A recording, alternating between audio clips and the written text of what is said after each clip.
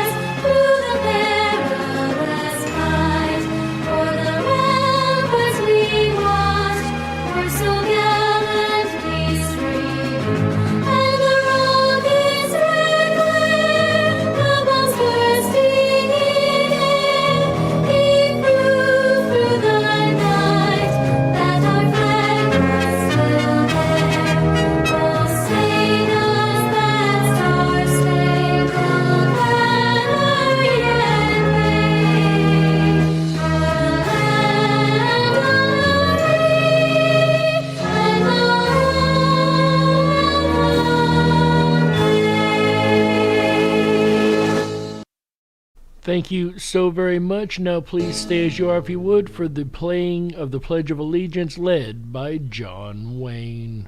I pledge allegiance to the flag of the United States of America and to the republic for which it stands, one nation, under God, indivisible, with liberty and justice for all. All right, ladies and gentlemen, let's get this party started.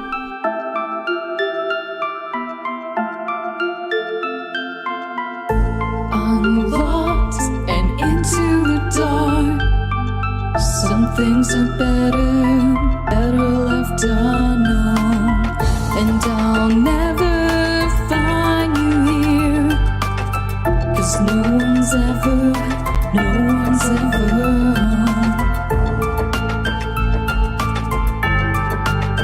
Let's go, Brandon.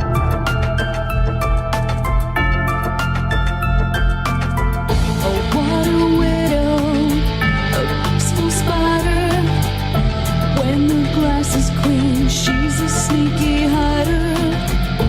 Hide the lies and the alibis. Oh, what a sinner. Is it in her? FJB.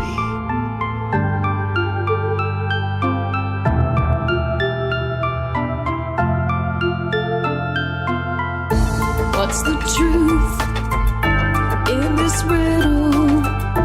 Is love really just this simple? I can't seem to find my way in this world that never stays. Let go, Brandon.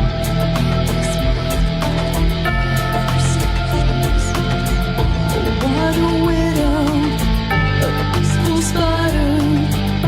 When the glass is clean, she's a sneaky hider. Hide the lies and the alibis. What a sinner, is it in her? Let's go, Brandon.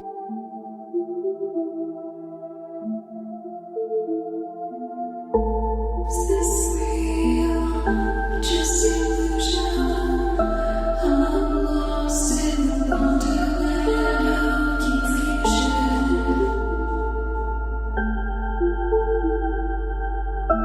I'm lost in the wonderland of confusion. Is this real or just illusion? Manifestation or a dark delusion? Is this real or just illusion? I'm lost in a wonderland of confusion.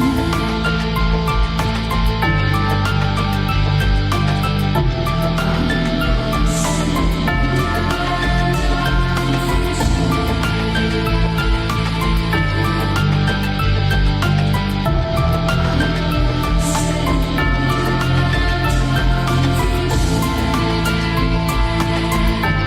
Someone say, let's go, Brandon.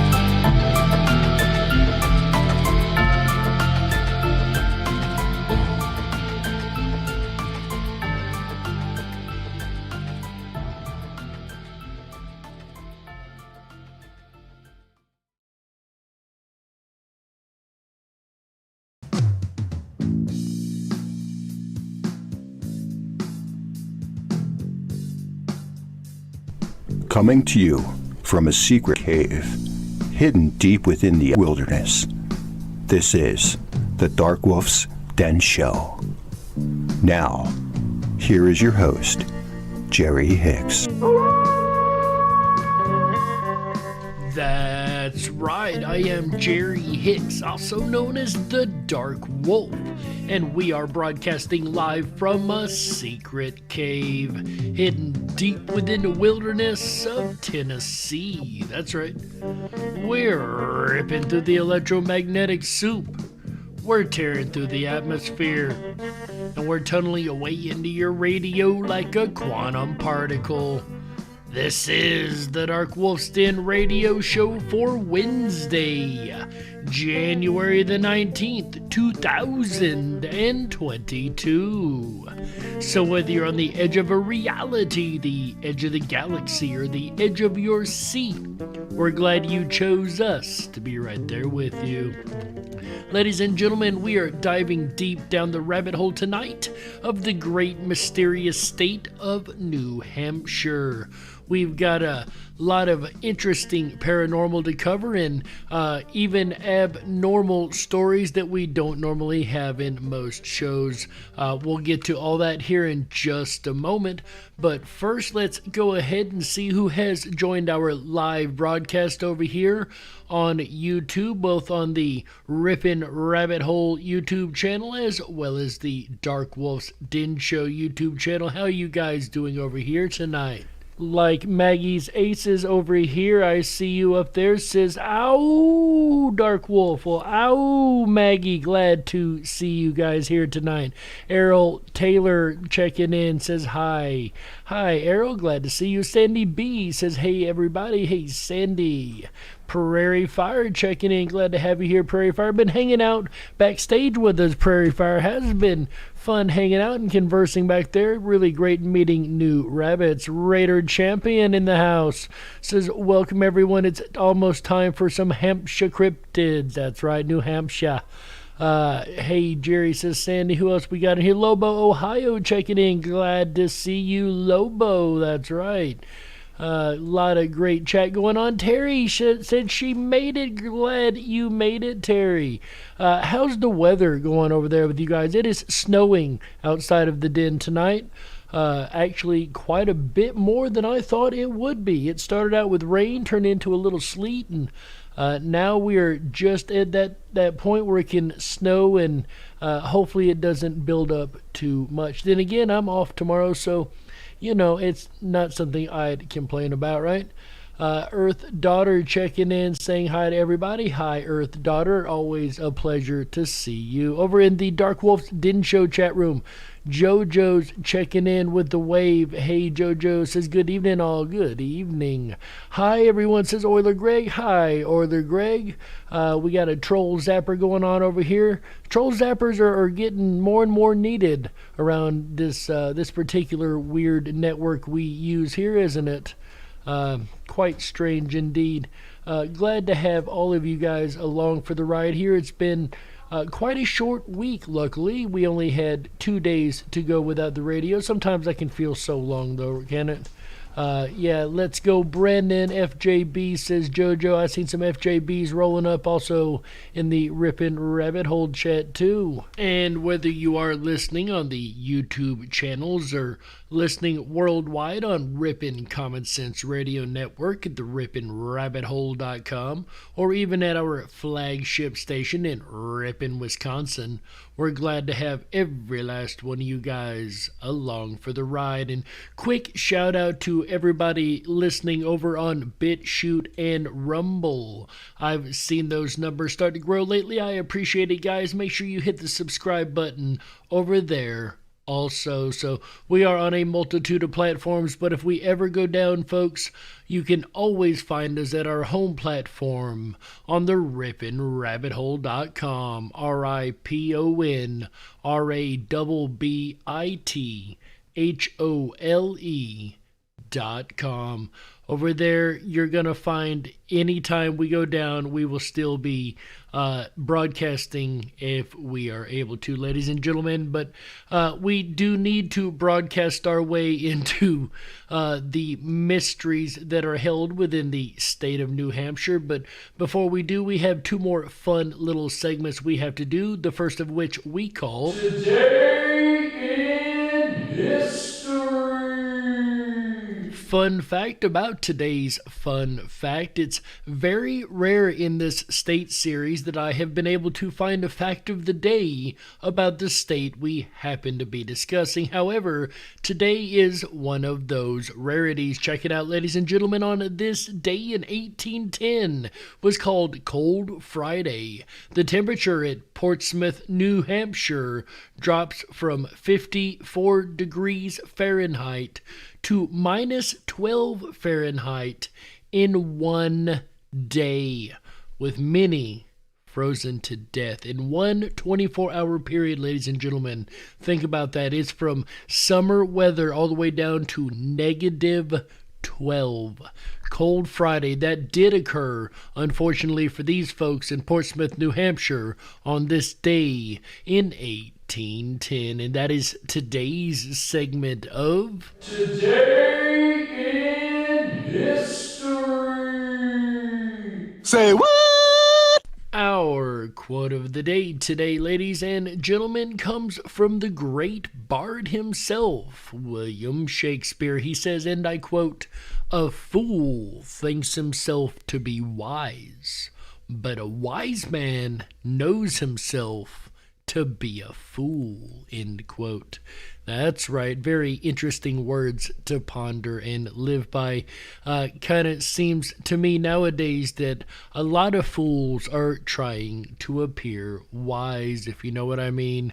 Let's go, Brandon. That is today's segment of Say what?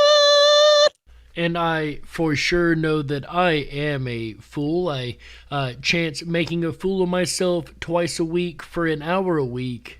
Every week, ladies and gentlemen. So make no question, I am wise enough to know that I am a fool. And one of those foolish things that I do discuss every week, of course, is the paranormal. And you guys, of course, are here tonight to hear about the paranormal state of mystery of New Hampshire. New Hampshire actually has a lot of mysteries. And I said at the beginning that we were going to do something abnormal even with the show. Well, as you guys know, the cryptids is usually what we start out with in every state. However, New Hampshire has a special mystery that I'd like to touch on really quick. Most of you guys have heard of Stonehenge, I'm sure, but have you heard of the American Stonehenge that just happens to be in New Hampshire? Go ahead, put a 1 in the chat room, everybody in both chat rooms over there, if you have previously heard of the American Stonehenge. I'd like to know. But for those that haven't, this is a mystery that is something we don't come across every day, even on this show. Check this out. Nestled deep in the woods near Salem, New Hampshire, resting atop a mountain known by locals as Mystery Hill, exists a peculiar site like no other. A site full of strange rock formations, mysterious man-made stone structures, and a labyrinth of hand-built caves. There are countless different theories about who is behind this strange site. Was it built by ancient peoples? Is it the home of a long-lost civilization? Could it have even been left behind by aliens? Or perhaps it was all three, right? Left behind by a long-lost civilization of aliens on the Earth, right? I mean, in 2022, that's still not the most strange thing I'm sure most of you guys have heard, right? No one seems to know exactly how it came to be, but one thing is for sure. There are many more questions than there are answers. about the mystery behind the American Stonehenge. And let's see how many of you guys out there had heard of the America's Stonehenge. And it looks like we got JoJo's coming in with the one. Who else we got over here? Mystery Hill, says JoJo. Yes, she has heard of Mystery Hill. Prairie Fire with the one has heard of it. Sandy B says, I definitely have heard of the American Stonehenge. I actually used to know a guy, fun fact. Never heard of it, says Euler Greg. Count the Georgia Guidestones as one. But seriously, I actually knew a guy that actually lived quite close to the American Stonehenge, and he used to send me pictures in person of these amazing stones that are there. The delicacy of the laying of some of these stones. It's an amazing sight. I mean, to hear about it's one thing, but the pictures, to hear about it just doesn't do it justice when it comes to the pictures. One, says Arrow Taylor, also has heard of the American Stonehenge. The American Stonehenge is truly a remarkable site, spread out over 12 acres atop a rocky granite hill in New England. The site is home to some of the most interesting and mystifying structures that can be found anywhere in the U.S. The hilltop is covered by a maze of low stone walls made of deliberately stacked flat stones. In some places, massive granite slabs have been laboriously laid on top of the stone walls, creating a sheltered cave-like chamber with mystical names like Sun Deck and the V-Hut. Then there's the bewildering structure known ominously as the Oracle Chamber, a snug underground room carved into the stone, complete with a rough stone bed and even what appears to be a crude stone tube leading outside. And of course, we can't forget about the sacrificial table, an enormous 4-ton granite slab that covers the Oracle Chamber and that may have been used in ancient spiritual rituals. There's also the scenic astronomy trail, which takes visitors on a winding tour through the site's staggeringly accurate astronomical calendar made of stone monoliths. And here, yet again, we have an astronomical calendar, something we find in stone sites across the entire world. Not just in America, but the fact that there is one in America shows a civilization that at some point was seafaring and well-traveled. Perhaps the same lost civilization that's responsible for pyramids on all the continents, right, ladies and gentlemen? But a very interesting mystery coming out of New Hampshire, one that is quite abnormal. And now that we've got that out of the way, let's go ahead and jump into the cryptids. The first cryptid I'm going to go ahead and cover myself. They're called devil monkeys, and this is something we're going to run into a little bit more, I think, as we get through the last half of our state's list, right? It's called devil monkeys. It says something hairy lurks in the New Hampshire area of the Appalachian Mountains. Monkeys reported anywhere from 3 feet to 8 feet long have been seen in the mountains and are more recently in towns. These primates with dog-like muzzles have long black hair streaked with white pointed ears and a nasty temper. Devil monkeys have been known to kill pets and livestock. Sightings of devil monkeys go back to the 1950s when a baboon-like monster attacked a couple's car. The most recent report came from a 2001 report in the small town of Danville, New Hampshire, population of just more than 4,000 people. A group of 12 people encountered an enormous hooting monkey inside the city limits. Quote, It wasn't a sound I had heard before, end quote, a witness said. Then again, I don't think a lot of us have heard more than maybe 2 or 3 monkey sounds. There's no telling how many sounds those creatures actually make, right? Well, what is the New Hampshire devil monkey? An escaped pet and a North American primate, a spirit. Until one is captured, I guess we'll may never know. And once again, devil monkeys, they aren't exactly saying that they are cryptid by nature, but they are a monkey species that apparently is unaccounted for in the Americas, more specifically the Appalachian Mountains in this case. Not a lot of strangeness particularly, but as we know, there could be many types of primates out there in the wilderness that we just don't know about. There's a lot of stuff in the wilderness, as a matter of fact, that we just don't know about, like our next cryptid on the list called the Wood Devil. Check this out. The New Hampshire Wood Devils. Catchy name, no? Anytime you hear the word devil involved, it's always something that's going to catch people's attention. But yes, it has to do with a folklore type cryptid. I say that because this is a cryptid that has been a while, apparently for a long time, since the early days of the American West frontier. So all those eras of the frontiersmen moving west, claiming new land, maybe some mountain folks. This is apparently a cryptid that they ran into and maybe even continue to do so this day. I didn't really see too many modern tales. There were a few, and I'll cite them here in a minute, but nothing proliferant like some of the other cryptids. So what is the New Hampshire Wood Devil? For starters, it's been described as being about 7 foot tall or so. It either has a dark type fur or a dark brown type fur, so it's either black or maybe it's brown of some sort. It either can be very furry or the fur itself can be very trim. That would of course either imply a civil type of intelligence in a creature by being able to trim down and keep trimmed down its own fur, or it would imply two different species or versions of this creature, perhaps male and female, whatever the case may be. But by far its most distinct feature is that it is absolutely thin, rail thin, like actually much thinner than, let's say, your average human would be. And we normally do not encounter Bigfoot type creatures, although this one only being 7 foot tall, so it's not a super giant creature, but still quite a big character.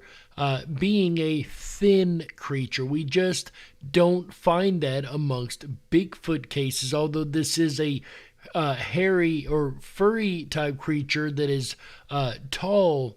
That's still kind of odd. That kind of weight differential, perhaps again another type of Bigfoot, or who knows what, perhaps another species of cryptid altogether. I mentioned that because it has been described as being humanoid. It has the body of a human, the face of a human, about almost the same height, but again a little bit taller at 7 foot tall. Now, that is strange indeed, that they would have human features but be so thin and abnormal. One would almost say alien, right? And perhaps that would explain it. Or perhaps, as I was discussing with somebody just the other day, it is a experiment gone wrong, right? Perhaps a lab-created creature, human hybrid of some type that has either been escaped or let go, because it's interesting that it's only found, as I know of, in New Hampshire. But it is abnormally thin, very much so like with the hide behind. I'm sorry, Fernando. By the way, this is Fernando from the William DeFalco YouTube channel. If you're interested in interesting cryptid stories, check them out. I definitely do recommend them. But Fernando, you mentioned what, hide behinds?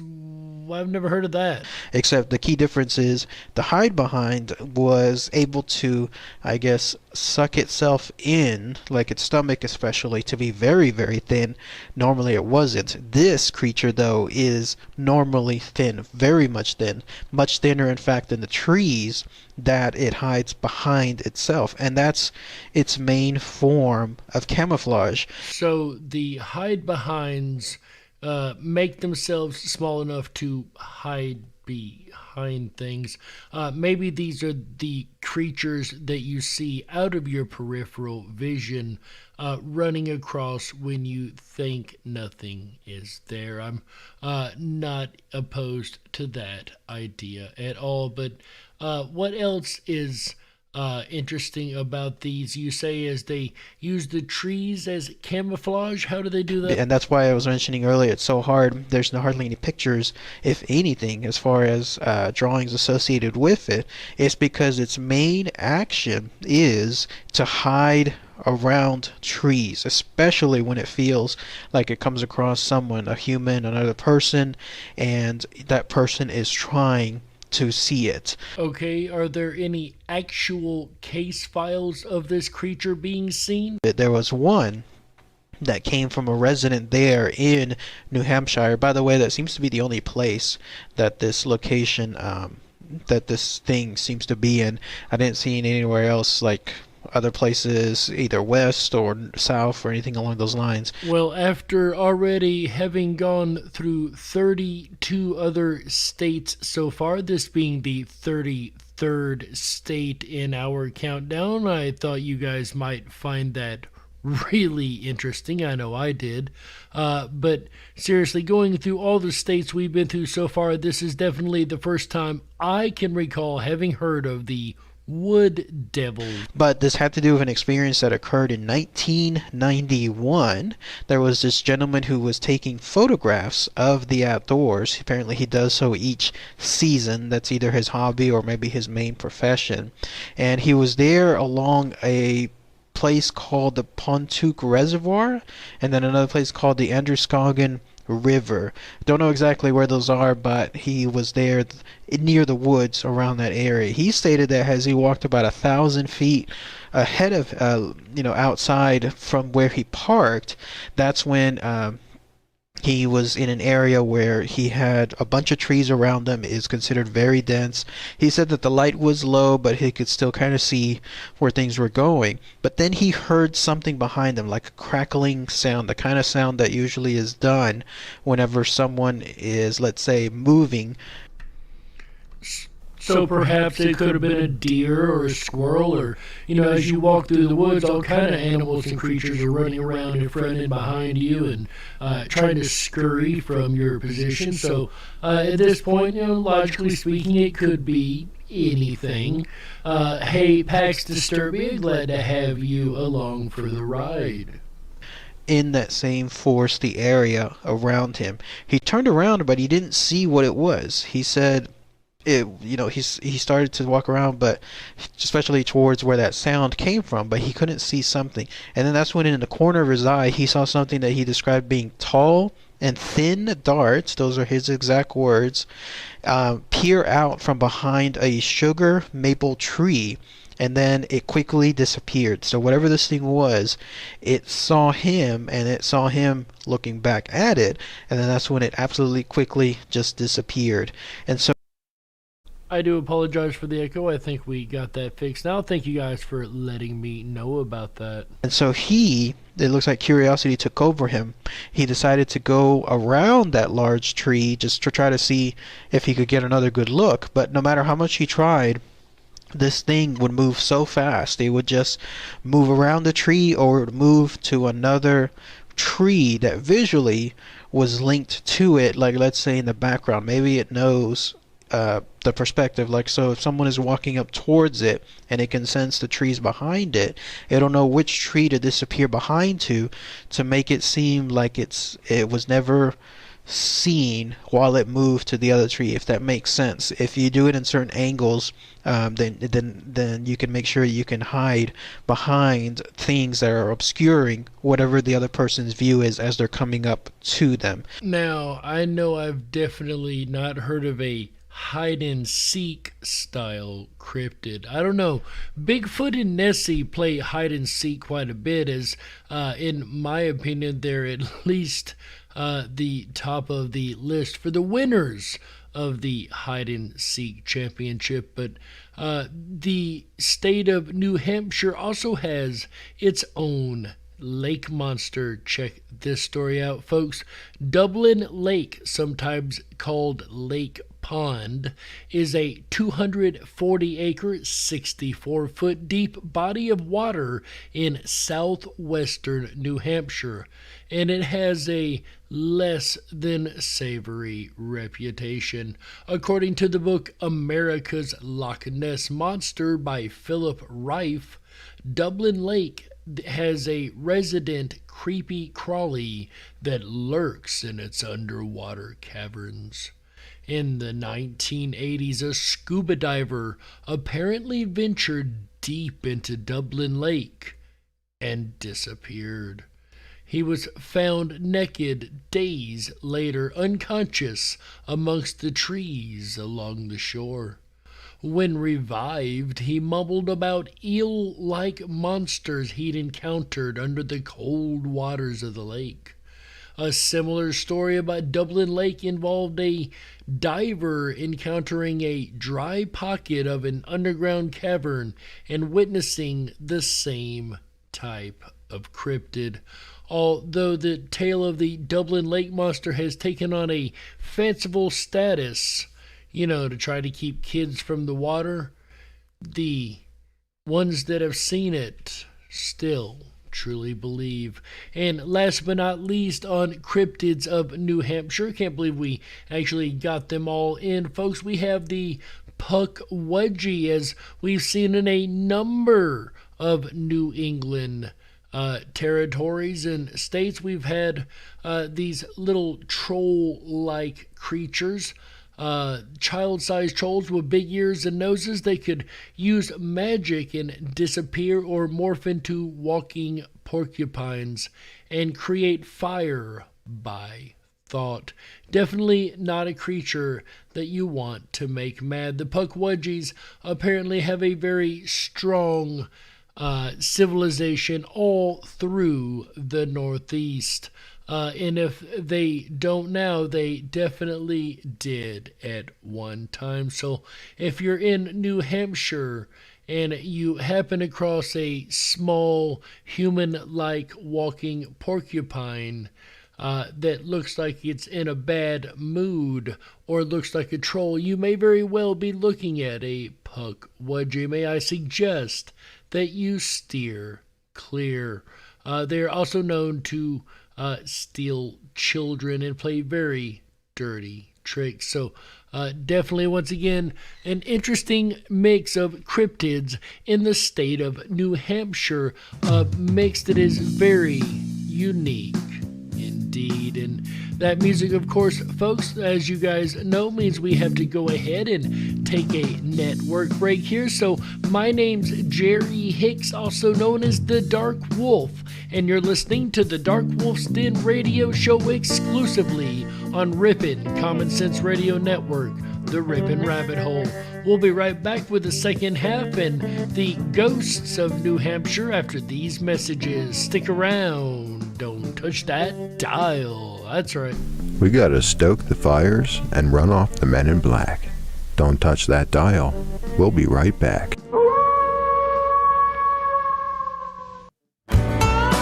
Oh yeah, that howl means your weekend has begun. Hi everyone, it's AJ the Ripon Rabbit. Are you enjoying tonight's Dark Wolf's Den radio show, State of Mystery for New Hampshire? I know I am. If you are and you haven't done so already, please make sure to thumb up that video, hit that subscribe button, and ring that bell. You'll get our notifications every time we go live. We're here every Wednesday, Thursday, Friday, Saturday, and Sunday nights, bringing you the very best of common sense radio, the Ripon Rabbit Hole. Jerry Hicks and the Dark Wolf's Den Show will return again tomorrow night for the annotated Brothers Grimm. It's going to be an interesting evening tomorrow night, Thursday, January 20th. Join him as everything kicks off at 7 p.m. Pacific, 10/9 Central, as all shows do. Then Friday night, January 21st, I'll return with a look at getting creative.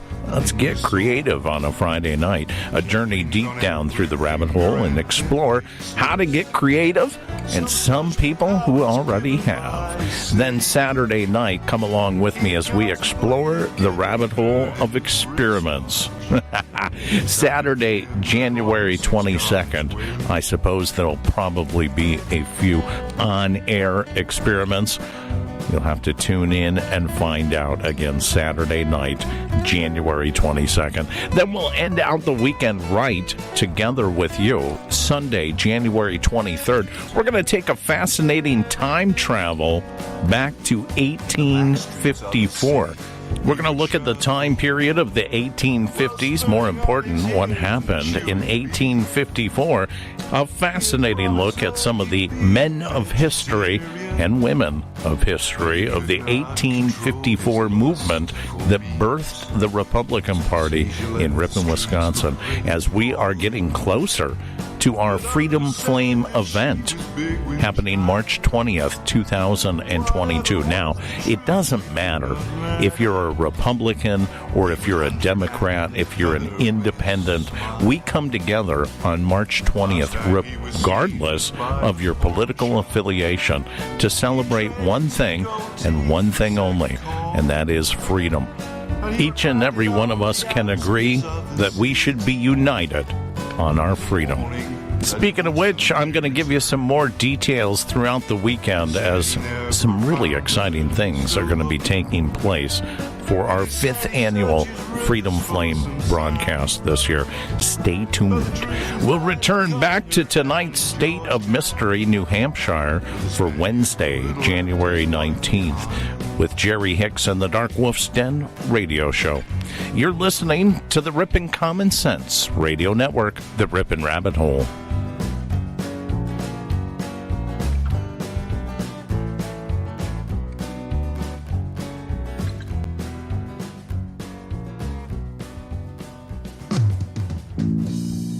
If you were meant to be controlled, you would have come with a remote, but you didn't.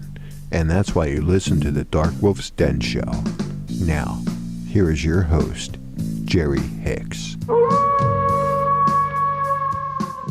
That's right, I am Jerry Hicks, also known as the Dark Wolf, and welcome back to the second half of the Dark Wolf's Den radio show for Wednesday, January the 19th, 2022. Haha.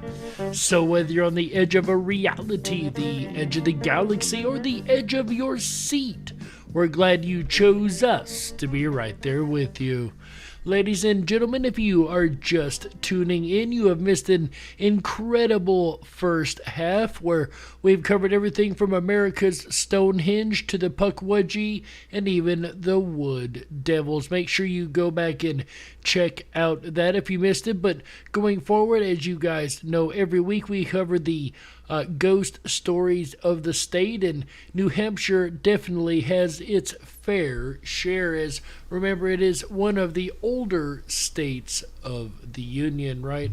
But before we do get into that, I would like to mention we did a 3-hour episode earlier today, myself and the IMEC team, with a gentleman named Roger Marsh, author of the book Truth Bubbles.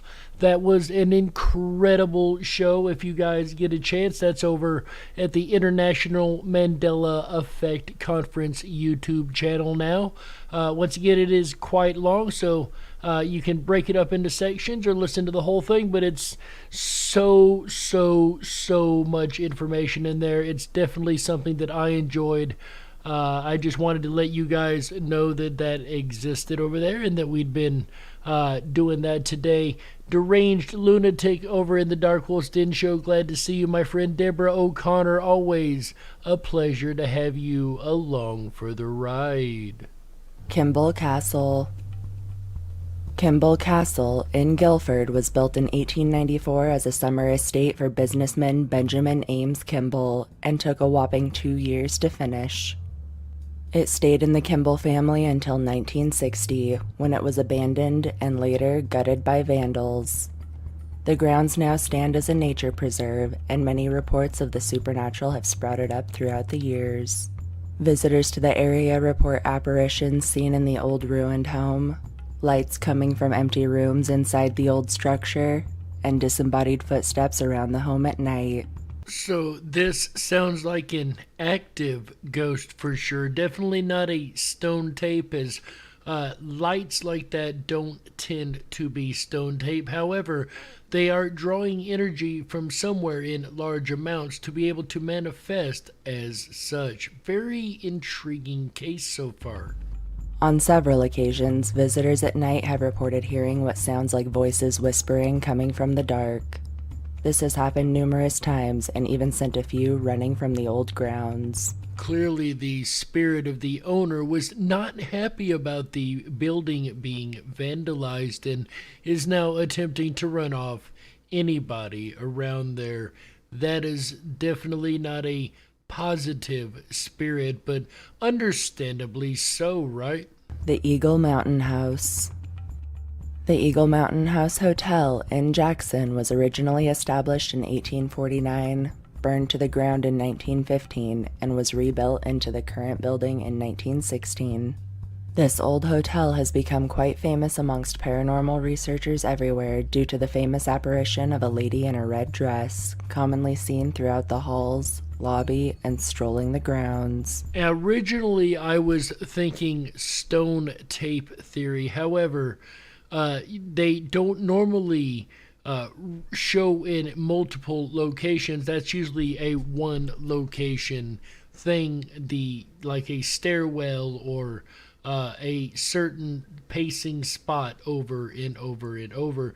It's not something that normally switches locations, but that's not the only trick that the lady in red does. She's believed to be responsible for objects moving on their own, lights turning on and off by themselves, and the sound of disembodied footsteps. A very strong, active activity, it sounds like. As she said in the beginning, most paranormal researchers are quite well versed in this. However, it's not fair to give her credit for all of the haunting activity here, you see. Also reported here is the ghost of a little boy seen wandering the halls.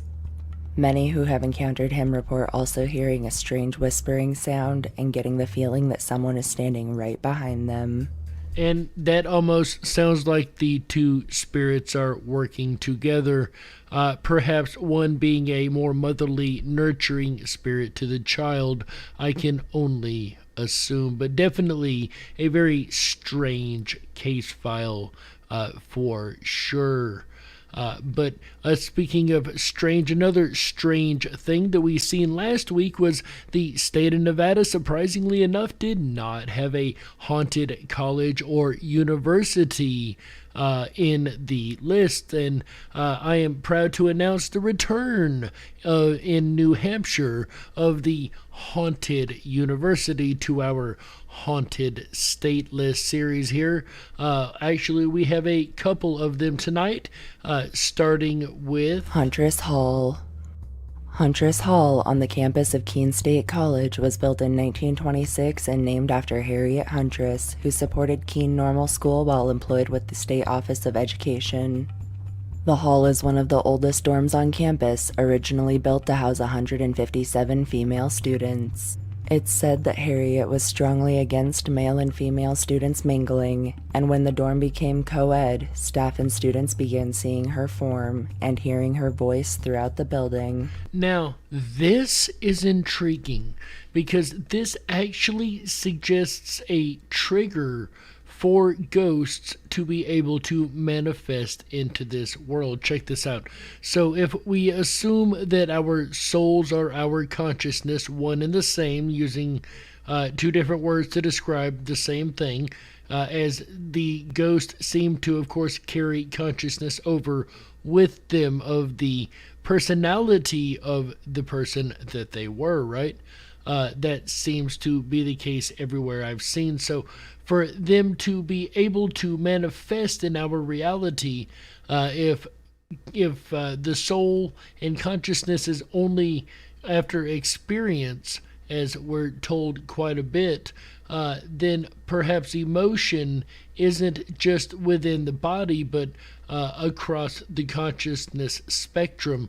As to say, once the ghost hits that high level of emotion from the other side, they have enough emotional energy to supercharge the ability to be shown in this reality or manifest something in this reality. As the one thing she seemed to be adamantly against having the co-ed dorms, that is, of course, something that would have enraged her in life. Once it did happen, she became enraged just the same, holding the same personality, yet now in spirit form, and has the ability to manifest into reality and do a number of things. She is also believed to be responsible for what sounds like a wheelchair rolling in the attic, lights flickering for no reason, and faucets turning on and off. Under the assumptive theory that we just made here, that of course would make sense that it would be a highly active spirit, as she is exuding a lot of excess anger according to this theory. But that is not the scary part of this haunting. Actually, this is the scary part. She has been known to pop up in mirrors and reflections, especially to couples who are alone. So if you're trying to spend some quality time with your sweetheart, you may want to plan a night out. I don't know about you guys, but I think it's uber creepy if I look in a mirror and see a spirit standing there with me or staring back at me. Nonetheless, I think that just might even creep me out, and I'm somebody that gets excited at the paranormal, right? That might be one of those lines, those red lines. I don't know, it hasn't happened yet. I pray that I don't encounter that. Speaking of encounter, we have, like I mentioned a moment ago, 2 college encounters in New Hampshire. The University of New Hampshire. The University of New Hampshire in Durham was founded in 1866 with the current campus opening in 1893.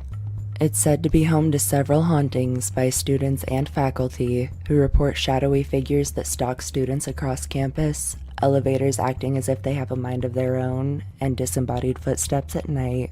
Okay, I can dismiss the elevators acting on their own. I've seen some really wonky elevators, right? I don't know about you guys, but I've seen some that just kind of do what they want anyway. So I'll put that up to technical glitch, but just the same, even if I did include it, either way, it comes down to the one question that I think I'm going to really be asking a lot in 2022. How many grains of sand do you need to build a beach? How many pieces of evidence do you need before it all ties together, makes sense, right?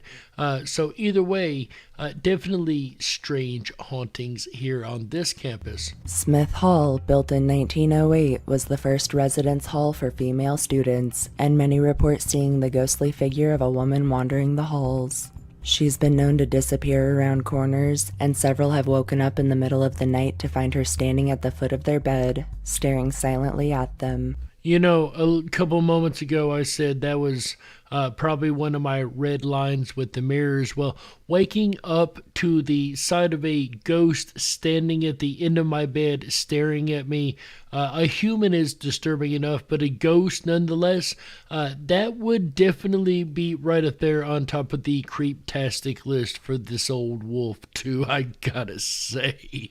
But what about you guys? Would you freak out if you woke up to a ghost at the end of your bed? Go ahead and put a 1 in the chat room if that would freak you out.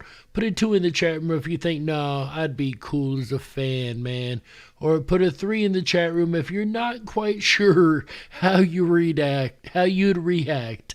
Either way. Also reported here are strange scratching noises, personal belongings turning up in random places, and the ever-present feeling of being watched. And I mean, in 2022, that's not exactly a strange feeling. I don't know about you guys, but everywhere I go, I feel like I'm being watched either by big tech or the state or my bosses or whatever the case may be. I feel like I'm being watched 24/7. So I don't know how paranormal that feeling really is anymore. But once again, two interesting state college stories in a row for the state of New Hampshire, and I think we have time for just one more case file, folks. Plymouth State University. And for those playing along at home, I believe that makes 3 universities for the state of New Hampshire. Looks like I can't count either, right? Plymouth. And in the chat over here, we've got pretty consistent across the board. We got ones from Prairie Fire. Definitely would freak out with something at the foot of their bed when they woke up. A ghost, nonetheless. I'm with you, Prairie Fire. 100%. That's what I'm talking about. Sandy B with the 1. Absolutely. She says it has. Now that's even more scary to me. Ripon Rabbit with the 1. Would definitely be doing some freaking out and hopping around if a ghost was standing in his bed when he woke up. Terry Taggart with the 3. Not so sure. Earth Daughter with the 2. I'd just turn on the light and tell it no. Well, hopefully it would respect the no, right? At least maybe it'll become invisible if you turn the light on. Or maybe not. Raider Champion with the 2.2.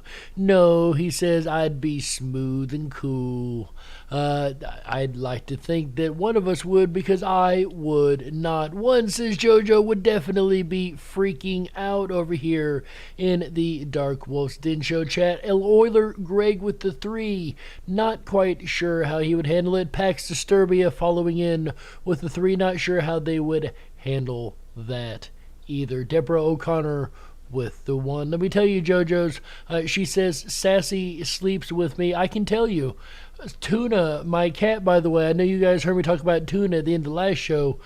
She sent us on a heck of a time traveling adventure. Luckily, we made it back just in time to do the show. But she is laying right now, literally right beside me on the desk, asleep. She definitely does not leave my side very often either. Deborah O'Connor coming in also with the 1. Would be very freaked out. Plymouth State University in Plymouth was founded in 1871, and many of the original buildings were connected by underground tunnels to keep students out of harsh weather.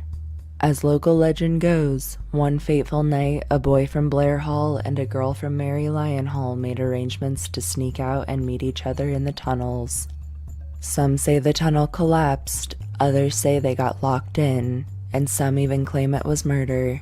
In any scenario, either way, you have high emotion, high trauma, high chance of haunting, and haunting is exactly what we got. The girl's ghost can be seen in the basement of Mary Lyon Hall and is said to be angry over being separated from her love.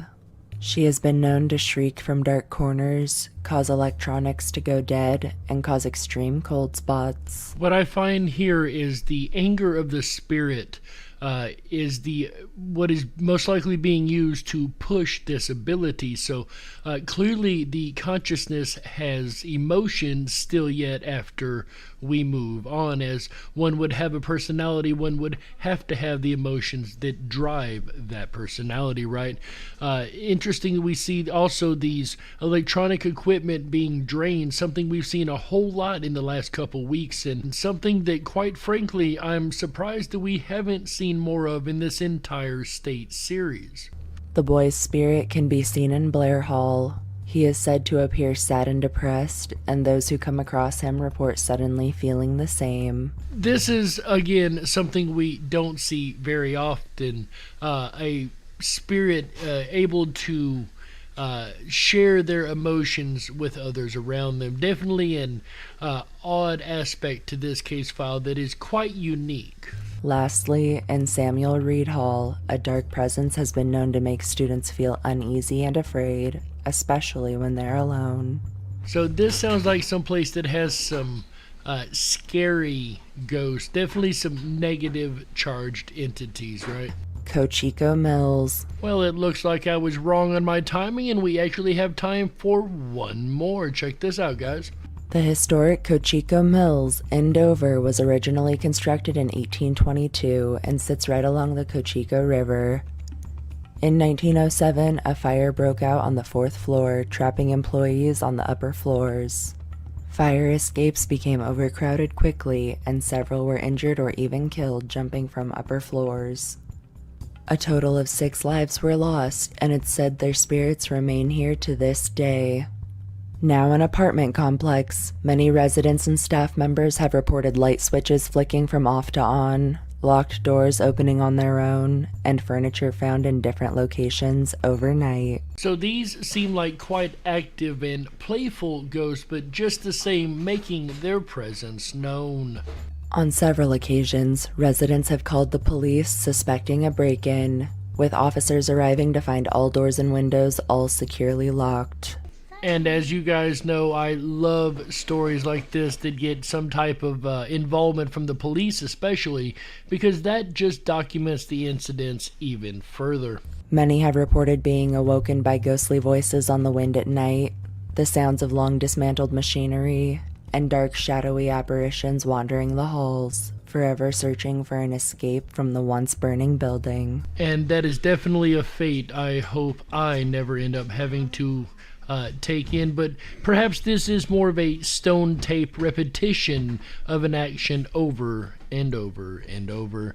In the end, ladies and gentlemen, when it comes to the paranormal state of New Hampshire, is it really a paranormal state, or are we barking up the wrong tree? In the end, all you can do is look at the evidence, apply a little common sense, and you be the judge. That's right, boys. We got to close it out. That's right, that's it for this episode of the Dark Wolf's Den radio show for Wednesday, January the 19th, 2022. So whether you're on the edge of a reality, the edge of the galaxy, or the edge of your seat, we're glad that you chose us to be right there with you. That's right, all of you guys across all the platforms where you can find us. Ladies and gentlemen, we're proud to have all you guys along, and don't you worry, even though the den may be closing for tonight, folks, the weekend fun has only just begun. That's right, we will be back tomorrow, Thursday, January the 20th, 2022, 7 p.m. Pacific, 10/9 Central, with an all-new episode of the Dark Wolf's Den radio show, of course. Tomorrow we are going to be discussing, AJ kinda had it right, it is based on the annotated Grimm's fairy tales. It is Dark Fairy Tales Part 2. This is the dark origins of the fairy tales that we love so much. We did an episode on it over a year ago, and now we're going to go back and visit this once again and see if we can't find some news stories as well as rehashing some old ones. That's right, that is tomorrow, Dark Fairy Tales Part 2 on the Dark Wolf's Den radio show. That'll be Thursday, January 20th, 2022, 7 p.m. Pacific, 10/9 Central. That's right, ladies and gentlemen. And the weekend don't stop there. Once we get the weekend fun kicked off right, we kick it on over to our buddy AJ the Ripon Rabbit for Friday, Saturday, and Sunday. And he's got some very creative topics this week, I've got to say. Very enjoyable lineup coming up, like on Friday, January 21st, 2022, 7 p.m. Pacific, 10/9 Central. All shows here on the network start at 7 p.m. Pacific, 10/9 Central, of course.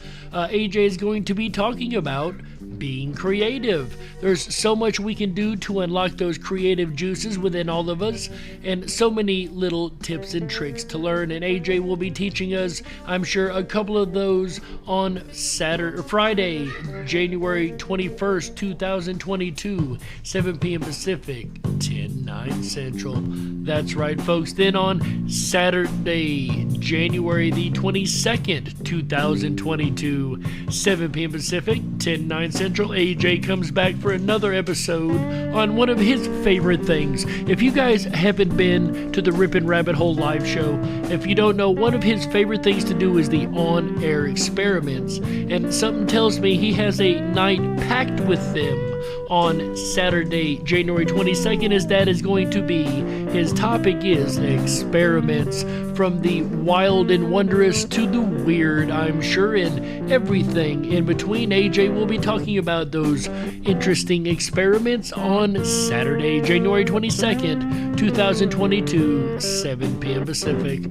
Then on Sunday, January 23rd, 2022, 7 p.m. Pacific, he comes back to round the weekend out right with you guys as he discusses the 1850s, or as he said earlier, more specifically, 1854, and the events that led to something that is still very prevalent today, which is, of course, the Republican Party.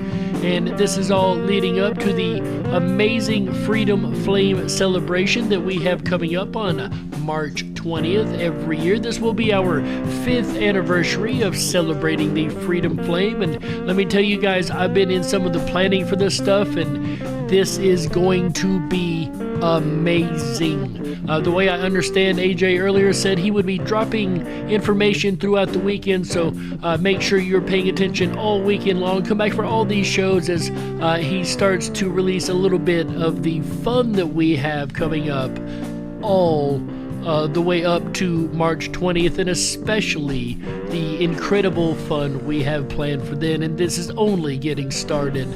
So much I want to tell you guys, but AJ will be discussing it with you guys as the weekend goes through. And if you would like to stay up to date with any information on the Freedom Flame, definitely check out riponrabbithole.com. That is RIPONRABBITHOLE.com. Over there, you're going to find at the bottom of every page the Freedom Flame itself burning brightly. Click on that and it will take you to a page with the story of the Freedom Flame, and I'm sure AJ will be touching highly on that on Sunday, 7 p.m. Pacific, 10/9 Central, January 23rd. And that's going to do it for us here at the Dark Wolf's Den radio show tonight, ladies and gentlemen. So on behalf of AJ the Ripon Rabbit, Chick Mandela Effect, Michael Musco, Walt House, everybody involved in Ripon Common Sense Radio, as well as Red Shed Studios for this amazing music. Folks, on behalf of all these people, my name is Jerry Hicks, also known as the Dark Wolf, and you've been listening to the Dark Wolf's Den radio show exclusively on Ripon Common Sense Radio Network, the Ripon Rabbit Hole. Until tomorrow night, ladies and gentlemen, remember, stay awake, but dare to dream. That's right. Good night, everybody.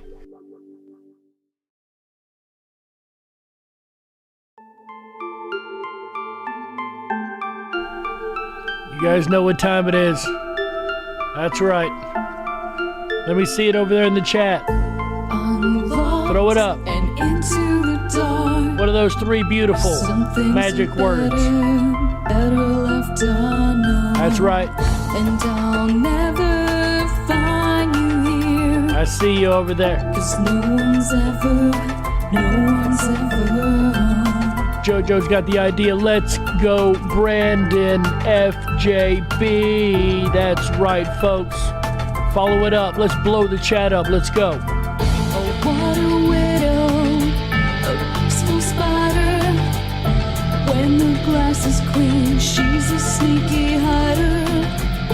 Hide the lies and the alibis. Oh, what a sinner. Is it in her? I see FJB down the line. That's right. Stand for free, FJB. Let's go, Brandon. Because the commies, they just can't see. What's the truth in this riddle? Is love really just this simple? I can't seem to find my way in this world that never stays. Shout Shout out Lobo, Ohio, Maggie's Ace, JoJo, Sandy B, Prairie Fire, Errol, Pax Disturbia hanging in the house with us. That's right, JoJo's, FYT, FJB. Let's go, Brandon. When the glass is clean, she's a sneaky hider. What? Hide the lies and the alibis. What a sinner. Is it in her? Let's go, Brandon. We had such a good country a year ago. We've made it this far and we're just getting started. 2022 is important. Let's go, Brandon.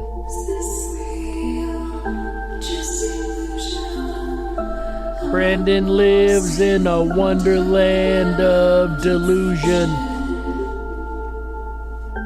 FYT. Brandon lives in a wonderland of delusion. Is this real or just illusion? Manifestation or a dark delusion? Dark delusion, yes.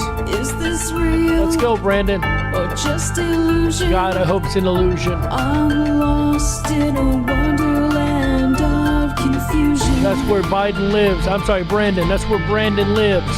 Wonderland of confusion. What gives? Let's go, Brandon. FJB, FYT. Can't you see?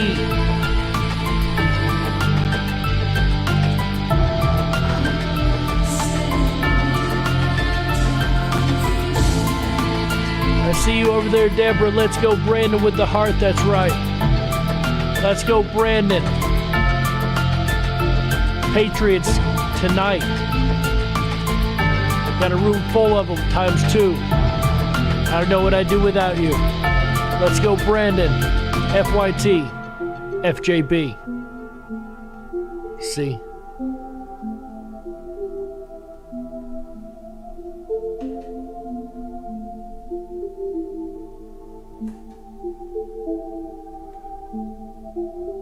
Let's go, Brandon. And I wish I could say the rest. You guys know. W. Hicks, Cold Mood Madness, available now on Amazon. $12 for paperback, $7 for Kindle. Not adding this to your bookshelf would be madness. That's right. DL Lunatic. Let's go, Brandon. Folks, I hope to see you all here again tomorrow night for the dark fairy tales. Not that we aren't living one right now, right? Until then, ladies and gentlemen, stay awake, but dare to dream. Good night, everybody.